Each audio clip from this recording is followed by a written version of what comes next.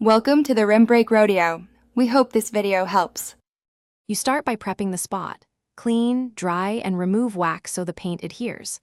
Once done, inspect the damage and pick a pen tip that matches the chip size. Using the correct tip prevents excess paint buildup.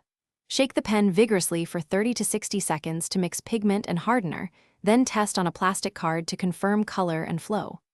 Apply a thin first pass, let it level, and tack for the prescribed time so you don't overfill the imperfection. You'll build the repair slowly by adding thin successive layers to match surrounding surface height. Patience prevents dripping and orange peel texture. After each coat, make sure to let it flash for about 5 to 10 minutes so solvents evaporate.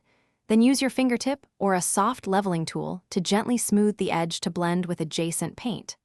Once fully cured, carefully wet sand with 1,500 to 2,000 grit if texture remains. Because leveling by sanding gives a seamless. You finish by polishing the repaired spot with a fine polish and a clean microfiber to remove sanding haze and restore gloss.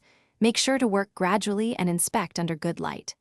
After 24 to 48 hours of full cure, protect the area with a thin sealant or wax to lock in the repair. If a problem arises, like a run, sand it flat, remove debris, and reapply thin layers. If color looks off, use very thin tinting coats to correct rather than heavy. Thanks for watching. Consider subscribing if we helped you.